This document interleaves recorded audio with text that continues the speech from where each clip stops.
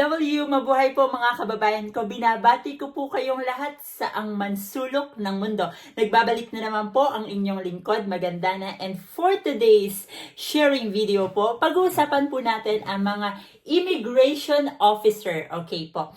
And this is a short video lang po.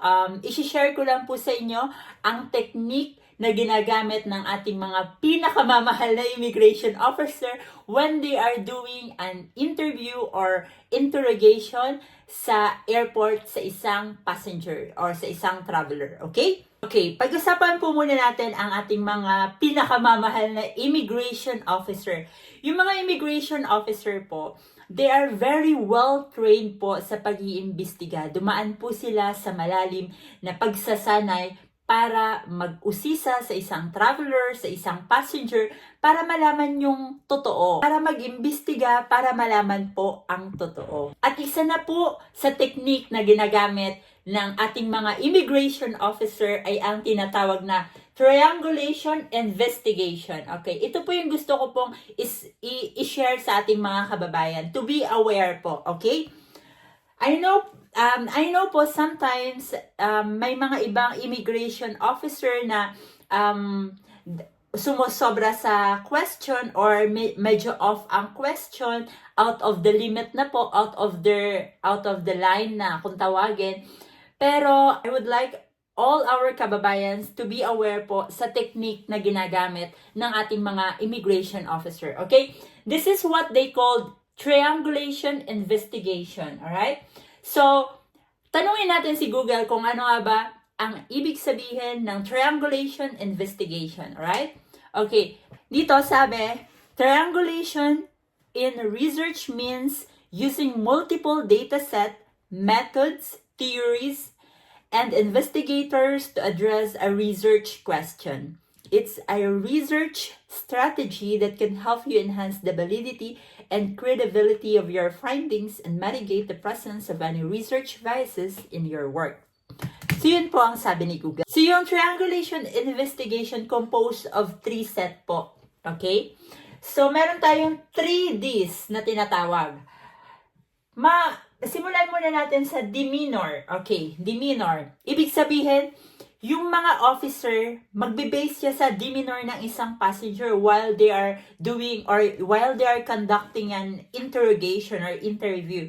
Kung paano nga ba yung behavior niya, yung galaw, kung paano nga ba siya, kinakabahan ba siya masyado, nene-nervous. Well, yung kaba, it's normal naman po sa atin because we are just human being. Pero, mas papansinin po talaga nila yung mga galaw mo, kung paano ba, kung masyado ka bang... Okay, demeanor, isa po to sa mga pinagbabasihan ng ating mga immigration officer, yung mga galaw, kung paano yung mga kilos nyo po, kung masyado ka naman po bang kinakabahan. Well, yung kaba naman po, it's normal lang po as a human being. Pero, inoobserbahan din po yan ng ating mga officer. Okay? So, diyan po sila nagbe-base sa demeanor. Okay? Okay, number 2. Documents. Alright.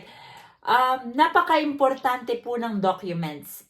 At napaka-importante po na kompleto ang documents na ipapakita natin sa ating mga officer.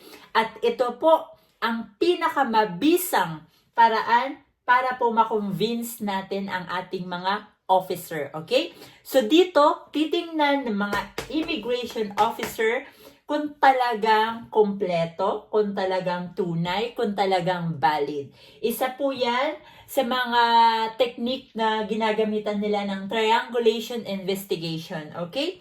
So, once na ang documents po ay may kulang na isa or hindi valid or something, may irregularity, 100% na po pwede po tayong ma-move for secondary interrogation and can lead po to the decision na ma-offload. Okay? So documents po, napaka-importante. Let's go for number 3, details. Details po, by speaking and kung tugma. Details, kung tugma po, ibig sabihin po, kung tugma po yung sinasabi nyo sa documents na meron kayo. For example, tinanong po kayo kung anong petsa ang return ticket mo. Okay. Tapos ikaw sinabi mo August 30. Yung nasa ticket August 20. Paano 'yon, 'di ba? So, kailangan yung sa speaking and tugma sa documents mo. Okay? Kailangan magtutugma yung details na sinasabi nyo sa documents nyo. Okay? Yan po ang ibig sabihin ng triangulation investigation. Ibig sabihin po, it's a mix of investigating documents, demeanor, yung galaw, at yung details at ng pagsasalita po natin while they are conducting interview sa officer. Okay po? So, itong tatlong to ang nagko-compose ng triangulation investigation. Sana po, tandaan po natin yan mga kababayan ko kasi ayoko po na ma-offload kayo sa travel nyo. Ayoko po na lahat po ng gastos nyo, pinagpaguran nyo, yung mga appointment na pagkuha ng mga papeles, hindi nyo po deserve ma-offload. And alam ko po sa atin, majority ng ating mga kababayang Pilipino, they want to live or to go abroad for a better future po. And I know that po. Hikain at yung objective natin sa buhay. So, pag ganun po, tandaan nyo lang po yung triangulation and investigation. It's a mix of demeanor, documents, and details. Please po, kung kinakabahan kayo masyado, yung mga galaw nyo po, hinga lang po ng malalim, feel free. Pag may tinanong po sa inyo, sagutin nyo lang po in a calm way, polite way, respectfully. Yung mga documents, make sure po na valid, make sure po na alam niyo yung mga details. Please po mga kababayan ko, I don't want someone na ma-offload ulit kasi sayang po yung pagbili ng return ticket, sayang po lahat. And sa details po, siguraduhin po nating tugma yung sinasabi natin sa documents na meron tayo. Yung mga date, yung year, yung place, yung pangalan ng airport, yung hotel booking, lahat po.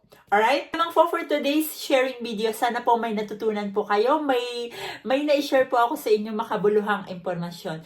Ako pa rin po ang inyong lingkod, Magandana. And sa susunod po ulit na sharing video dahil sharing is caring. Maraming salamat po and see you on my next vlog. Paalam!